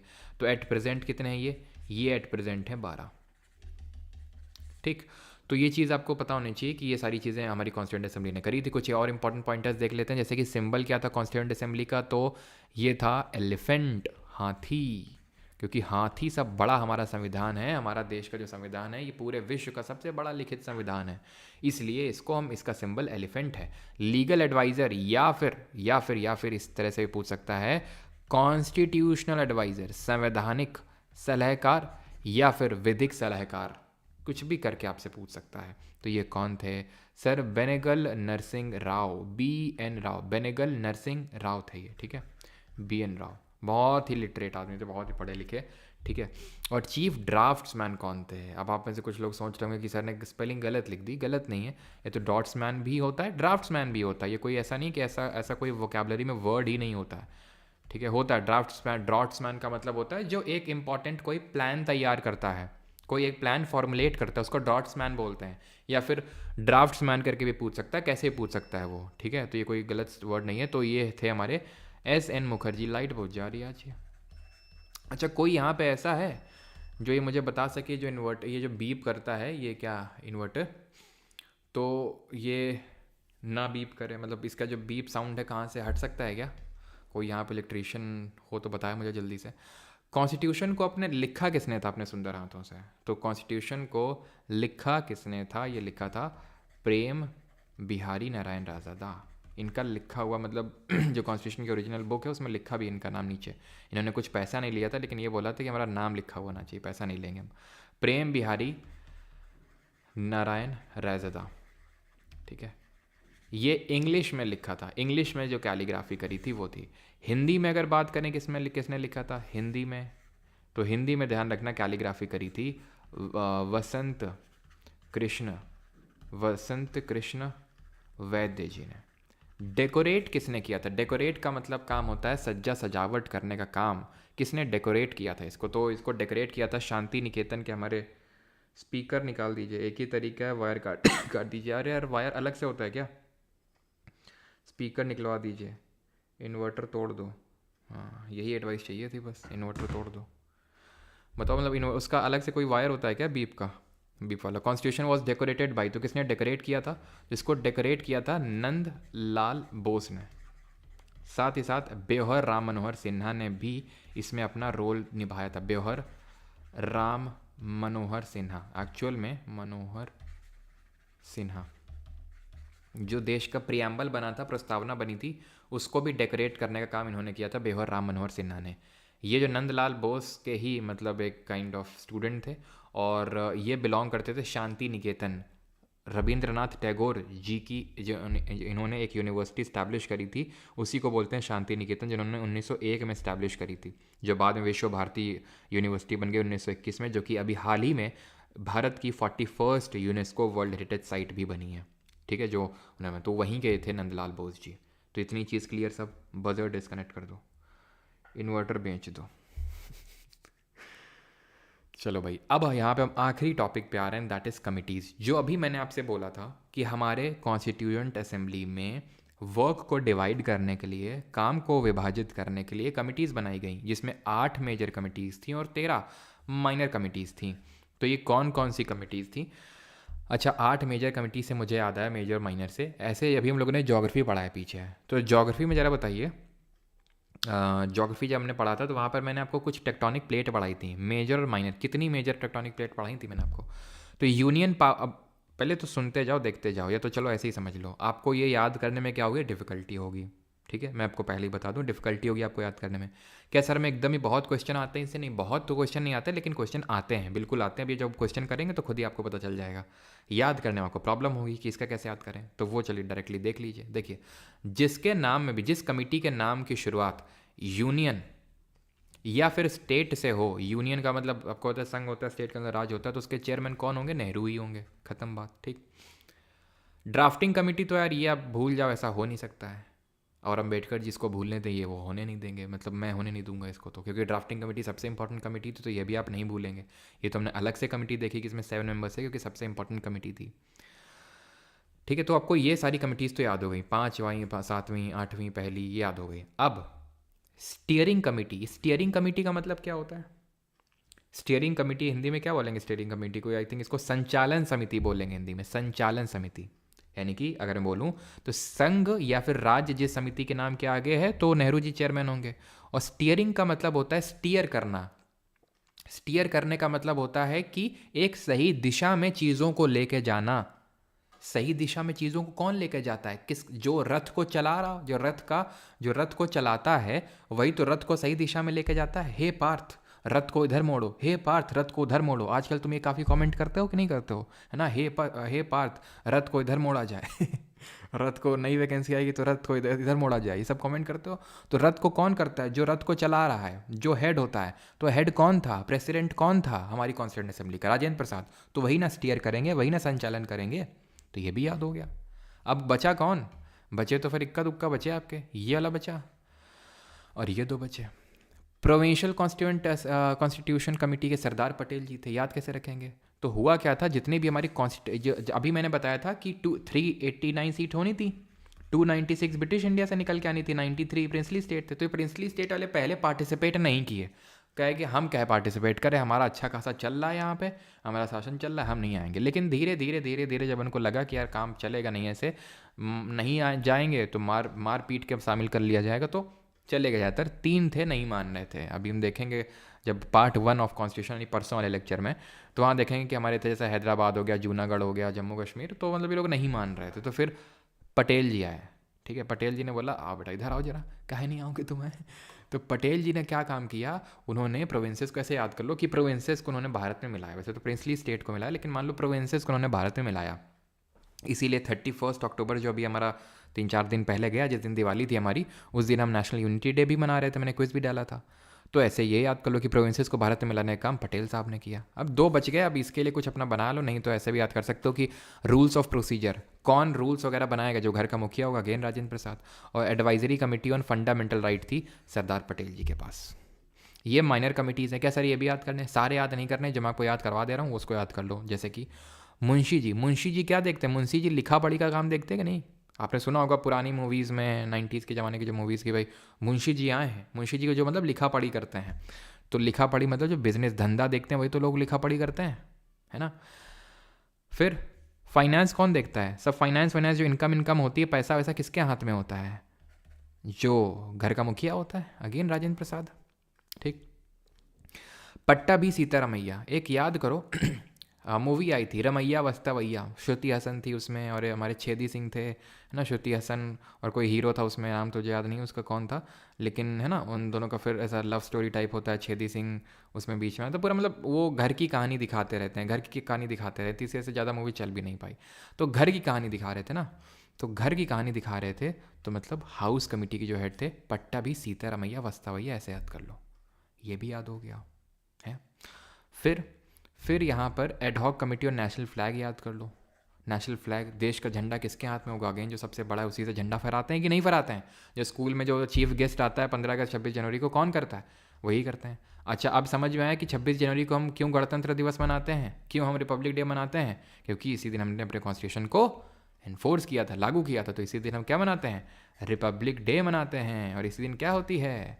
बीटिंग द रिट्रीट सेरेमनी होती है। जब रिपब्लिक डे की जो सेलिब्रेशंस होती हैं तो वो ख़त्म किससे होती हैं? ये क्वेश्चन पूछ चुका है सीजीएल में कि बीटिंग द रिट्रीट सेरेमनी होती है, उसी से ही आपका ये पूरा ख़त्म होता है रिपब्लिक डे के सेलिब्रेशन। समझे जी आप लोग? ठीक है, तो ये चीज़ ध्यान रखना। क्रेडेंशियल्स कमेटी थोड़ा सा ध्यान रख लेना, बाकी तो और कुछ नहीं भी याद करोगे तो भी क्वेश्चन बन जाएगा। अभी हम तुम्हें दिखाते हैं कैसे बनेगा। डू यू नो, क्या आप जानते हैं क्या कि जो गांधी जी थे was not a part of constituent assembly, संविधान सभा का हिस्सा नहीं थे। उन्होंने बोला कि बनाओ भैया तुम लोग संविधान, और उनका तो ये मानना था कि जब संविधान बन जाए तो कांग्रेस पार्टी को भी डिसॉल्व कर दो, ठीक है। खैर, was not a part of constituent assembly, ये चीज़ ध्यान रखिएगा। सवाल कुछ कर दीजिए। ये दोनों सवाल जो पूछे गए हैं एनडीए के पेपर में पूछे गए। क्या सर एनडीए के पेपर पूछे गए? लेकिन हम तो यहाँ पे एसएससी के साथ प्रिपरेशन कर रहे हैं। बिल्कुल कर रहे हैं, लेकिन क्वेश्चन तो क्वेश्चन होवे, चाहे एसएससी का होवे चाहे एनडीए का होवे तो होवे, तो करो फिर। अब कुछ लोग का ये होता है कि सर ये तो एनडीए का है, हमें थोड़ा मेजर, हमें सीधा मेजर थोड़ी ना बनना है, हमें तो इनकम टैक्स में ऑफिसर बनना। अरे बन जाओ, बना देंगे, वो भी बना देंगे, पर ये करो। सर आपका इन्वर्टर का वाटर लो है इसलिए। अरे नहीं यार बाबू, और हम कैसी बात कर रहे हो तुम्हें, तुमको सब लो ही लो लगता है। तुम एक तो शुरू में पहले ये कमेंट कर रहे थे वॉइस लो है, अब बोल रहे हो कि वाटर लेवल लो है। कुछ तो लो है तुम में, मुझे लग रहा है। वही पहले दिन से ऐसा बीप कर रहा है, ठीक है। वाटर लो होने का बीप से क्या लेना देना है? हर चीज़ में तुम लो करने लगते हो। गुरु जी इन्वर्टर को गोली मारो, डायरेक्ट कनेक्शन कर दो। अच्छा अच्छा अच्छा अच्छा अच्छा, डायरेक्ट कनेक्शन कर दो। Which of the following is referred to as the constitution as the date of its commencement? बताइए जल्दी से।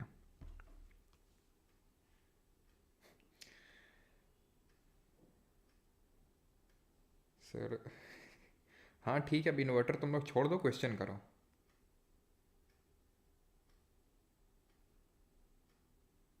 तो भाई date of commencement of constitution क्या थी? कुछ लोग ये मार रहे हैं 26 नवंबर 1949।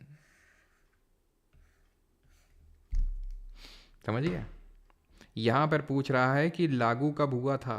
कब? एक तरह से हमारा जो संविधान है लागू कब हुआ वो आपसे पूछ रहा है।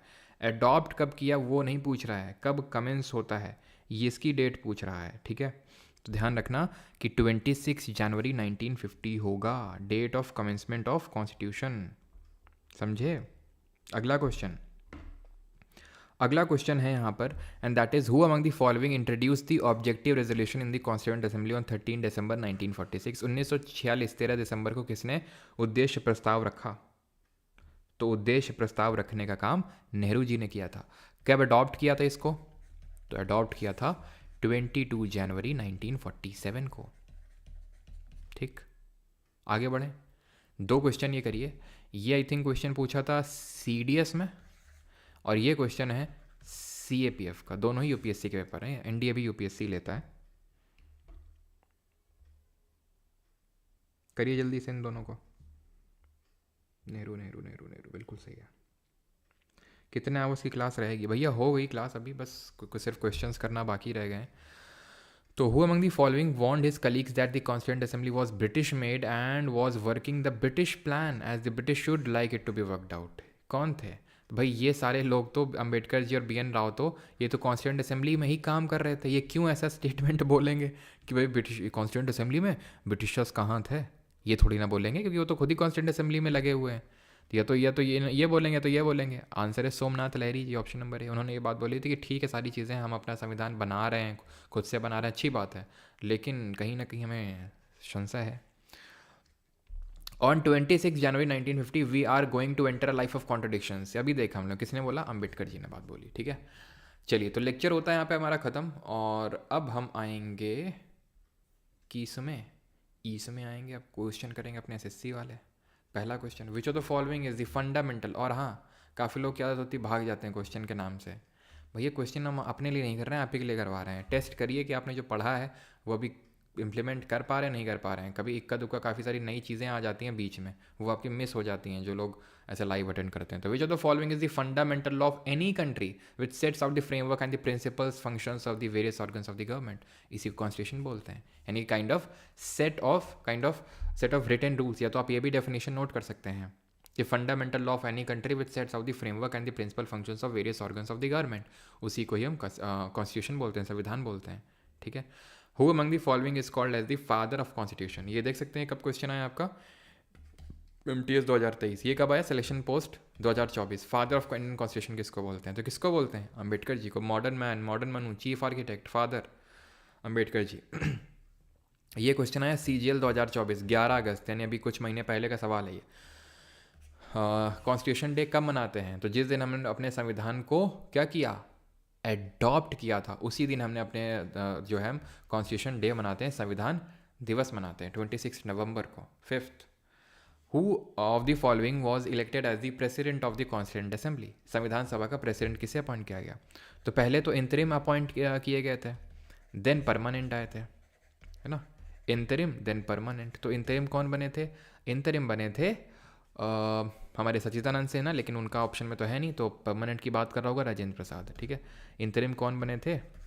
सच्चिदानंद सिन्हा जी बने थे, और परमानेंट ये बने थे जब कॉन्स्टिट्यूशन बनाने के लिए हमारी कॉन्स्टिट्यूएंट असेंबली बैठती थी, और जब लॉ बनाने के लिए बैठती थी तो कौन प्रेसिडेंट होता था? वाइस प्रेसिडेंट कौन हुए?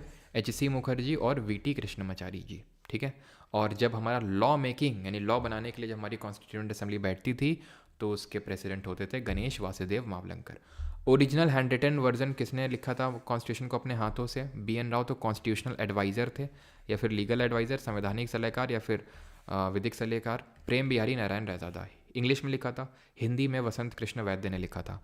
डेकोरेट किसने किया था? शांति निकेतन के थे नंदलाल बोस। और प्रियम्बल को डेकोरेट करने का काम नंदलाल बोस और Bihar Ram Manohar Sinha. Who was the first when was the first constituent assembly election held in India? तो इलेक्शन कब हुए थे? जुलाई अगस्त के महीने में हुए थे 1946 में, 1946 में। The constitution of India was adopted by the constituent assembly in the year dash. तो कब अडॉप्ट किया था कॉन्स्टिट्यूंट असेंबली ने हमारे संविधान को? तो ये नवंबर 1949 में, 26 नवंबर 1949। अडॉप्ट कब किया था, सॉरी लागू कब किया था, इनफोर्स 26 जनवरी 1950 को। When did drafting committee publish its the first draft of the constitution? पहला ड्राफ्ट कब प्रस्तुत किया था? पहले ड्राफ्ट की बात हो रही है यहाँ पर, तो ये था फरवरी 1948 को। क्या किया था? पहला ड्राफ्ट को पब्लिश किया था। ये चीज़ मैंने आपको बताई थी, पब्लिश की बात हो रही है। पब्लिश कब किया था? और प्रेजेंट कब किया था कॉन्स्टिट्यूएंट असेंबली के सामने? अक्टूबर में किया था। याद आ रहा है आपको? अक्टूबर में किया था, 4 अक्टूबर 1948 को। देन पहला डिस्कशन हुआ, ठीक है। फिर दूसरा तीसरा दिन हुआ था जो कि 26 नवंबर 1949 को ख़त्म होता है, ठीक है, जिस दिन साइन वाइन होते हैं 284 लोगों के। The constituent assembly of India was setup in which year? Constituent assembly संविधान सभा कब सेटअप हुई? तो और कुछ लोगों को ये डाउट तो नहीं आ रहा सर, पहली जब मीटिंग हुई थी कॉन्स्टिट्यूएंट असेंबली की तो 211 लोग थे, साइन फाइनली लोग कर रहे हैं 284। ऐसा कैसे हो गया? क्योंकि शुरू में प्रिंसली स्टेट वाले नॉमिनेट करके नहीं भेजे थे अपने यहाँ से, धीरे धीरे धीरे धीरे वो लोग सब लोग भेजना शुरू किए थे, ठीक है। तो टोटल 299 सीट बची थी मुस्लिम लीग को हटने के बाद, और उन 299 में 284 लोग थे जिन्होंने साइन किए थे, 15 फीमेल्स थी। The constituent assembly of India was setup in which year? किस साल कॉन्स्टिट्यूएंट असेंबली सेटअप हुई थी? तो संविधान सभा सेटअप हुई थी 1946 में, option number C. Again SSC GD phase 12 दोनों में क्वेश्चन पूछा है। बी.एन. राव क्या थे? सिंपल सा क्वेश्चन है, ठीक है, कोर में थे ड्राफ्टिंग कमेटी के, और ये जेई में क्वेश्चन पूछा गया है, कॉन्स्टिट्यूशनल एडवाइज़र थे। चलो 4 क्वेश्चन और करो फिर आपका होमवर्क होगा, ठीक है। हिंदी में स्टैटिक जीके बुक आएगा, हिंदी में सर बुक्स हैं, मैं बुक्स के रेटिंग बता दूंगा किसको लेनी है किसको नहीं लेनी है बुक। क्लास एंड होने के बाद कितने टाइम विजिबल होगा? विजिबल होगा 15-20 मिनट के लिए। Who among the following personalities was the chief draftsman? Chief draftsman कौन थे? मुंशी जी किस कमेटी के हेड थे? Business order of business committee. Vasant Krishna Vaidya कौन थे? हिंदी में कैलीग्राफी करी थी, option number C. SN. Mukherjee. और ये कौन थे? H.V.R. अयंगर। ध्यान रखना ये सेक्रेटरी थे, सेक्रेटरी थे टू कॉन्स्टिट्यूएंट असेंबली। इसको भी नोट कर लेना वहीं पे, नहीं तो वो मैं नोट्स में ऐड करवा दूंगा इस चीज़ को। The cabinet mission plan to India in dash to discuss the ultimate transfer of power. कब आया था ये? तो ये आया था 1946 में। 3 लोग थे, अलेक्जेंडर, स्टेफोर्ड क्रिप्स और पैथिक लॉरेंस। पैथिक लॉरेंस क्या थे? चेयरमैन थे। Who among the following was not a minister of cabinet mission plan? कौन नहीं था? अगेन वेवल नहीं थे। वेवल प्लान अलग से आया था 1945 में, इसको डिस्कस करने के लिए शिमला में कॉन्फ्रेंस बुलाई गई थी। Constitution of Free India must be framed without outside interference by a constituent assembly elected on the basis of adult franchise. Who made this statement? एक मतलब एक अडल्ट फ्रेंचाइज के बेसिस पे होना चाहिए, और ये सब हमने देखा था स्टेटमेंट। जवाहरलाल नेहरू। एम.एन. रॉय के बारे में ये पढ़ा था 1934 में, सबसे पहले डिमांड रखी थी कॉन्स्टिट्यूंट असेंबली की। सरदार पटेल जो प्रोविंशियल कमेटी थी उसको हेड कर रहे थे, और जो फंडामेंटल राइट की जो हमारी कमेटी थी उसको हेड कर रहे थे। महात्मा गांधी तो कॉन्स्टिट्यूंट असेंबली के पार्ट ही नहीं थे। Who among the following personalities was appointed as the legal adviser? Again repeated question है, BN. Rao. Not a political philosophy of the Indian Constitution, ये CHSL 2023 में पूछा गया। इनमें से कौन सी पॉलिटिकल फिलोसफी नहीं है? Sensitive for the historical disadvantage group? Yes it was. जो हिस्टोरिकली डिसएडवांटेज ग्रुप्स थे मोस्टली हमारे जो डिप्रेस क्लासेस थे, दलित थे, उनके लिए सेंसिटिव था। सेंसिटिव का मतलब रिजर्वेशन जैसी चीज़ें थी। ओपन टू कम्युनिटी वैल्यूज़ था। सेंसिटिव था रिलीजियस और लिंग्विस्टिक माइनॉरिटी को लेके। लिंग्विस्टिक का मतलब होता है जो धर्म के आधार पे जो माइनॉरिटी होते हैं, अल्पसंख्यक होते हैं वो, ठीक है, धार्मिक अल्पसंख्यक। Non committed to building a common national identity? ऐसा तो बिल्कुल नहीं है कि वो कमिटेड नहीं थे एक समान राष्ट्रीय पहचान के निर्माण के प्रति असंबद्ध तो नहीं थे, संबंध थे, ठीक है, तो ये गलत हो जाएगा आपका, ठीक है। कमिटेड थे एक नेशनल कॉमन यूनिटी के लिए। यहाँ पर इस तरह के जो सवाल होते हैं ना, ये आप पढ़ते नहीं हो कि मतलब ये आपको किसी किताब में मिल जाएंगे या फिर आपको टीचर पढ़ा देगा। ये आपको वहीं बना के आपकी थोड़ा सा कॉमन सेंस होना चाहिए कि भाई ऐसा नहीं किया तो हमने पढ़ा ही नहीं, तो टीचर ने पढ़ाया ही नहीं है। भाई खुद सोचो ना कि ये सारी चीज़ें पॉजिटिव पॉजिटिव लग रही हैं, ये नेगेटिव लग रही है। अगेन ऑड वन आउट करके भी आप निकाल सकते थे। Not mention in the constitution, इसको हटा दीजिए। वैसे उत्तर तो इसका सी ऑप्शन होगा, बट अभी इसको नहीं करेंगे, प्रियम्बल जब पढ़ेंगे तो आपको समझ में आ जाएगा। चलो एक दो क्वेश्चन और कर लो कमिटी वाले की, ये तो यार चीफ ड्राफ्ट्समैन बार बार कर चुके हैं, ये भी कर चुके हैं, ठीक है। All the dash countries likely to have constitution, तो जो जितनी भी हमारी डेमोक्रेटिक कंट्रीज़ होती हैं, लोकतांत्रिक देश होते हैं, वो क्या होते हैं, वहाँ पर आपको कॉन्स्टिट्यूशन देखने को मिलता है, ठीक है।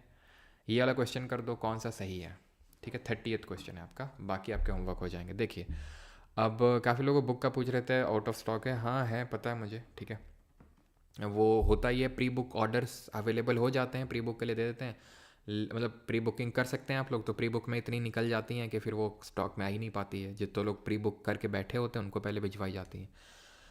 काफ़ी लोग पूछते हैं सर नोट्स की ज़रूरत किसको है, सर हम खुद से नोट्स बना रहे हैं, क्या नोट्स वाली बुक की ज़रूरत है हमें? अगर आप खुद से बना रहे हैं, आपको लग रहा है कि यार ठीक है कोई दिक्कत वाली बात नहीं है, तो ज़रूरत नहीं है आपको, क्योंकि वो तो at the end of the day जो मैम बैच में पढ़ रहे हैं उसी चीज़ के नोट हैं, जो पिछले वाले बैच में नोट बने थे उसी के ही ये वो नोट्स हैं, ठीक है। अब कुछ चीज़ें इंप्रूवमेंट हम करते हैं, जैसे कि एक करेक्शन मैंने करवाया, ड्राफ्ट की जगह वहाँ सेशन लिखना है, तो वो आपके पास अगर बुक है या फिर अगर आप लेंगे तो वहाँ पे आपको करेक्शन करते चल रहे हैं, और कुछ एड ऑन है तो वो करते चल रहे हैं। बाकी तो क्योंकि ज़्यादातर चीज़ें सेम ही हैं तो वही आपको मिलेंगी, क्योंकि वो पिछले वाले बैच के नोट है, क्योंकि ये वाला बैच तो अभी चल ही रहा है, ठीक। तो अगर आप खुद से बनाना चाहते हैं, अगर आपको लगता है कि मैं बना सकता हूँ, मेरे पास टाइम है, इनफ टाइम है, एम्पल टाइम है, तो आप खुद का भी बना सकते हैं, ऐसा कोई जोर ज़बरदस्ती नहीं है, सिंपल बात है, ठीक। The constituent assembly ratified India की मेंबरशिप, गलत है यार, गलत है, क्यों? 1949 में हमने मेंबरशिप को रैटिफाई किया। Constituent assembly adopted national anthem, anthem को, सॉन्ग को हमने 24 जनवरी 1950 को अडॉप्ट किया, ठीक है।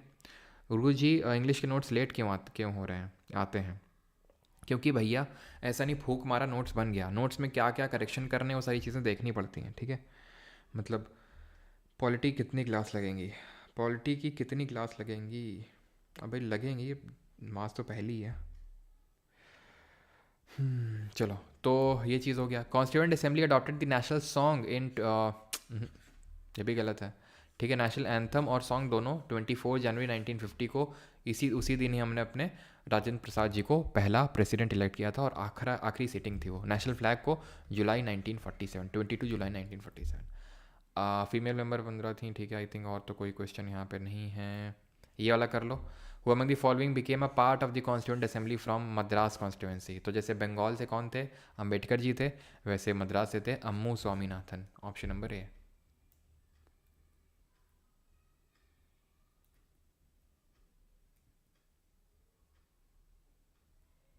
चलो अब आप कर सकते हैं, बाकी क्वेश्चन हम लोग कर चुके हैं, ऐसे जो इक्का दुक्का नए लगे थे उन्हें करवा दी, वो आपके होमवर्क हो जाएंगे। प्राइवेट टेलीग्राम जो ग्रुप है, और ये बैच का प्राइस बढ़ चुका है, आई थिंक, पता नहीं, आई थिंक बढ़ा है कि नहीं बढ़ा है, ठीक है। मैं फाइनल कॉल दे रहा हूँ, this is the final call. I think Diwali के बाद मैंने बोला था, और आई थिंक अभी बढ़ा नहीं है, क्योंकि आई थिंक मैंने जब डायरेक्शंस मिलते हैं मेरी तरफ से तभी वो बढ़ाया जाता है, तो आई थिंक नहीं बढ़ा है। It is a final reminder, ठीक है। अब क्योंकि मुझे पता है जब मैं बोलूँगा कि अब ये प्राइस नहीं है, ये है, तो आप में से कुछ लोग बोलेंगे सर इतना नहीं, इतना कर दीजिए, अभी इतना कर दीजिए, तो इट इज़ अ फाइनल, ठीक है। आज फाइनल डे है, जिनको अगर बैच में एनरोल करना है तो आप कर सकते हैं, ये बैच का प्राइस है, ठीक है, 1 ईयर के लिए और लाइफ टाइम के लिए। अब कल से जो प्राइसेस हैं वो अपने जो नॉर्मल प्राइस हैं वो वही हो जाएंगे, दैट इज़ 1199, और इसका हो जाएगा 1399, ठीक है। फाइनल कॉल है ये, ऑल राइट। और प्राइवेट टेलीग्राम ग्रुप है, उसको ज्वाइन कर लीजिएगा, वहाँ पे ये PDF आपको मिल जाती है, एंड जितनी भी रिकॉर्डिंग्स हैं क्लास की रिकॉर्डिंग, और जिन लोगों को जानना है क्या कैसे रहता है बैच का सिस्टम, तो प्लीज़ सर्च करिए Parmar GK batch 3.0 detailed video, I think description में भी उसका लिंक होना चाहिए। हाँ, आप डिस्क्रिप्शन में चेक करेंगे तो पहला ही है जहाँ पे लिखा हुआ है click on the below link to get all details about Parmar GK batch 3.0, तो उसमें क्लिक करके आप सारी चीज़ें जान सकते हैं कि क्या इसमें बैच में रहेंगी, क्या नहीं रहेंगी। लाइव फ्री रहता है, रिकॉर्डिंग ऐप पे मिलती है, क्विजेस भी वहीं पे होती हैं, सारा कुछ, ठीक है, ऑल राइट। और हटाने का क्या है इशू वो भी मैंने बता दिया क्यों हटाई जाती हैं, ठीक है, वो सब आपको वहाँ पता चल। छठ पूजा की छुट्टी दो। छठ पूजा कब से लेके कब तक है? छठ पूजा कब से कब तक है? बुक 3.0 बुक कब आएगा? भाई 3.0 बुक का मतलब ये है कि जब 3.0 बैच ख़त्म हो जाएगा तब आएगा वो, ठीक है, जब पूरा 3.0 ख़त्म हो जाएगा तब। कनाडा को खालिस्तान क्यों बोलते हैं? क्योंकि वो खालिस्तान को बढ़ावा देता है, ठीक है, और वो इसी में लगा हुआ है पूरी तरह से, इसलिए।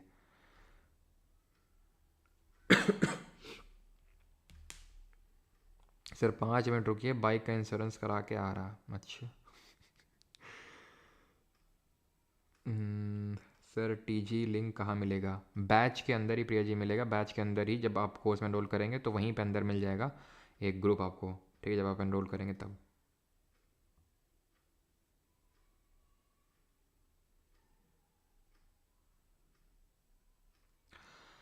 ऋतिक शर्मा 284, उसमें उसी के अंदर है 15 फीमेल, अलग नहीं, अलग नहीं है। 284 मेंबर ने साइन किया, उसी के अंदर है वो 15 फीमेल, है ना, अलग से नहीं।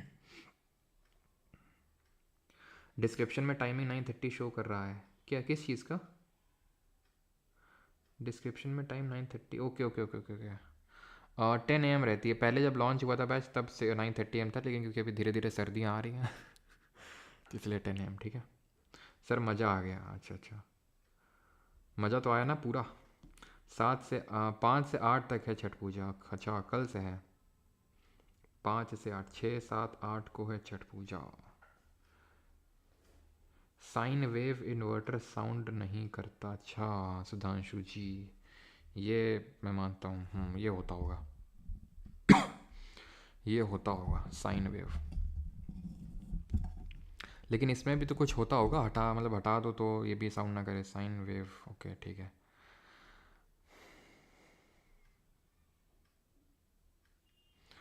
अभिजीत घोष, सोमनाथ लहरी वाला स्लाइड दिखा दो। ओके अभिजीत, एक सेकंड। अब बैक कर लो ना अभिजीत। जो लास्ट वाला था ना, सबसे लास्ट स्लाइड था जहाँ से क्वेश्चन करना स्टार्ट किए थे, उससे पहले जहाँ पे हम ख़त्म किए चीज़ों को, क्वेश्चन से ख़त्म किए थे, वही है, तो बैक कर लो। करंट अफेयर कब से करवाएंगे? करंट अफेयर भी करवाएंगे अब इस महीने से। कल आपने मुझे अलाउ नहीं किया टेलीग्राम पे, भाई 3,000 से ज़्यादा लोग थे हर कल टेलीग्राम पे, तो कैसे अलाउ कर देता है? 15 फीमेल के नाम नहीं बताया मोनिका ठाकुर जी, हमें 15 फीमेल के नाम नहीं पढ़ने हैं, कुछ इंपॉर्टेंट आप जान सकते हैं। जैसे राजकुमारी अमृत कौर थी जो देश की पहली हेल्थ मिनिस्टर थी, सुचेता कृपलानी थी, सरोजिनी नायडू थी, है ना, सुचेता कृपलानी पहली महिला मुख्यमंत्री थी हमारे देश की, मतलब उत्तर प्रदेश की बनी थी सरोजिनी नायडू। इसी तरह पहले हमारे किसी राज्य की पहली महिला राज्यपाल थी, उत्तर प्रदेश की बनी थी, तो वो सब लोग थी। सारे नाम आपको याद करने की ज़रूरत नहीं है, ठीक है। सर क्या पी रहे हो बेटा? पी नहीं रहे, लेकिन अब पीना तुमने याद दिला दिया हमें, तो पी लेते हैं पानी।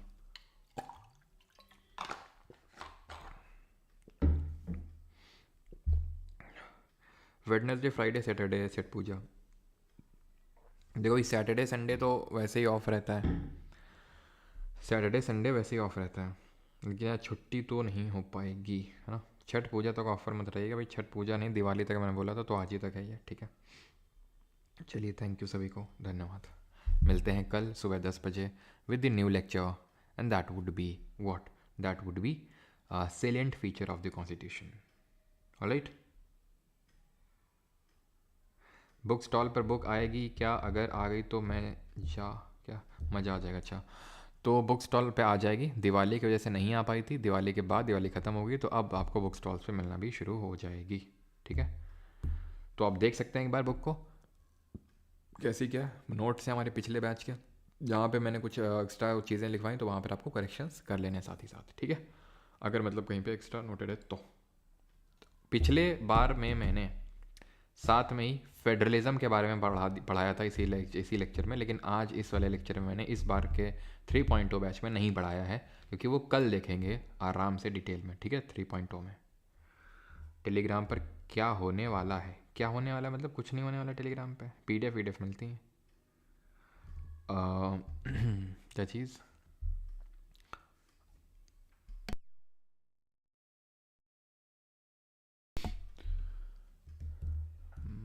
चलिए ठीक है भाई, अभी क्या फाइनल ड्राफ्ट, ना ना भैया, इंट्रोड्यूस दी फाइनल ड्राफ्ट जो कॉन्स्टिट्यूशन का था, लोगों के लिए वो 4 नवंबर 1948 था। 49 नहीं होगा ऋषभ जी, 48 होगा, 48। ठीक है, 26 नवंबर को तो हमने कॉन्स्टिट्यूशन को अडॉप्ट ही कर लिया। ठीक है, 4 नवंबर 1948 होगा, 49 नहीं। चलिए, थैंक यू सभी को। तो मिलते हैं कल सेलेंट फीचर ऑफ कॉन्स्टिट्यूशन के साथ। Thank you. यूनिटरी स्ट्रक्चर क्या है? यूनिटरी स्ट्रक्चर आपने देखा होगा, बीच बीच में कुछ क्वेश्चन हटा रखे थे, वो उसी पे बेस्ड थे। तो वो कल पढ़ेंगे हम लोग, आज के लेक्चर में नहीं, बिकॉज आज समझ ना पाते आप लोग। ठीक है, थैंक यू। नेक रोटेट, thank you for reminding cric updates, thank you.